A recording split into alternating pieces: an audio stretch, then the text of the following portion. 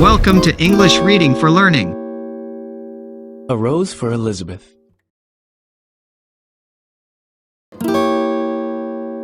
Elizabeth walked onto the patio, carrying a bunch of daisies. Beautiful flowers for... Oh, I'll never get it right, she cried, throwing the daisies on the ground. Elizabeth had been practicing her speech for a week. She'd presented flowers to the dog, the cat, and the statue in the garden. Part of her couldn't wait. This Saturday, the great Ana Wolff, famous concert pianist, would perform in Pasadena. For 4 years, Elizabeth had taken piano lessons. She'd listened to Miss Wolff's recordings over and over, loving the way the notes tumbled like a rushing mountain stream. Part of Elizabeth was terrified. Her music teacher at school, Mr. Leaf, had asked Elizabeth to present her flowers to Miss Wolff after the performance. Why had he chosen her?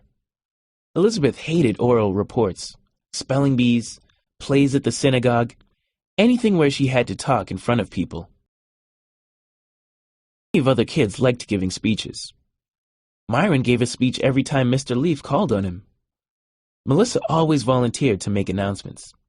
Let one of them present her flowers.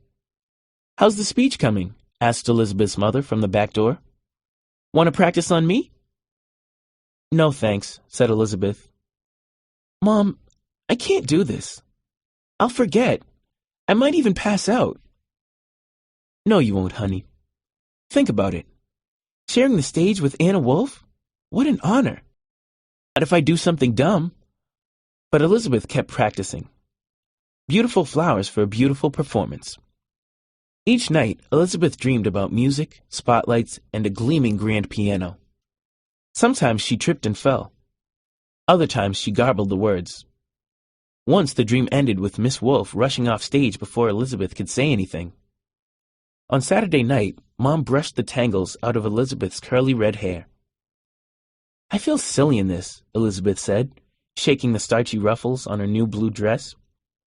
I hate the way it rustles. You look lovely, soothed Mom. At the auditorium, Elizabeth and her mother took their seats. Elizabeth held the bouquet of red roses. Their sweet, velvety scent made her nose itch. Mr. Leaf hurried past. All set, Elizabeth? He asked. Her stomach tightened, but she nodded at him. Mom squeezed Elizabeth's hand. The lights dimmed, and Miss Wolff walked on stage wearing a black gown. Smiling, she bowed. She's tiny, thought Elizabeth. Not much bigger than I am. Somehow she had expected a giant. Miss Wolff strode briskly to the piano and took her seat. She paused, her long, slim fingers poised over the keys. Then she began to play. Miss Wolff's fingers danced across the keys. She swayed and nodded, and her shiny black ponytail bobbed. Back and forth raced her feet among the pedals.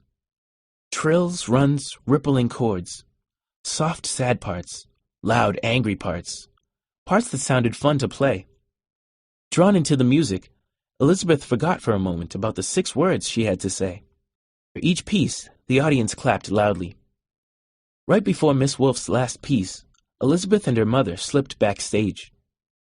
Elizabeth clutched the bouquet of roses and peered around the heavy black curtain. The dreaded moment was almost here. With a flourish, Miss Wolff played her final chord. Applause thundered through the auditorium. People jumped to their feet and cheered. Miss Wolff smiled and bowed. Then she walked off stage and into the wings.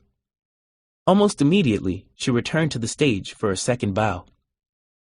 Mom nudged Elizabeth. Now! Clutching the roses, Elizabeth walked slowly toward Miss Wolff. The stage lights felt blazing hot. Beads of perspiration trickled down Elizabeth's face.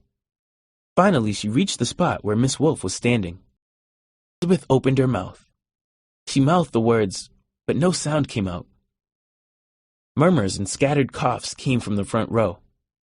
Miss Wolff's warm brown eyes looked kind. Elizabeth tried again. The words felt stuck in her windpipe. She began to see dots in front of her eyes. This is it, Elizabeth thought. She took a deep breath and said, Beautiful flowers for a beautiful performance. She handed the roses to Ana Wolff. The audience cheered. Through the glare of the footlights, Elizabeth could see the people in the crowd smiling. Miss Wolff wrapped Elizabeth in a big hug. Scents of roses and Miss Wolff's flowery perfume mingled. Backstage, Miss Wolff ruffled Elizabeth's hair. Now you know how I feel every time I go on stage. You mean, you get scared too? Asked Elizabeth. You bet I do, said Miss Wolff. It's called stage fright. What do you do about it? Asked Elizabeth. You swallow that fear and go out there anyway, said Miss Wolff, smiling. Just the way you did tonight. Then the great Ana Wolff gently drew a single red rose from a bouquet and gave it to Elizabeth. Thanks for watching and listening. Please click like and subscribe for new and latest uploads.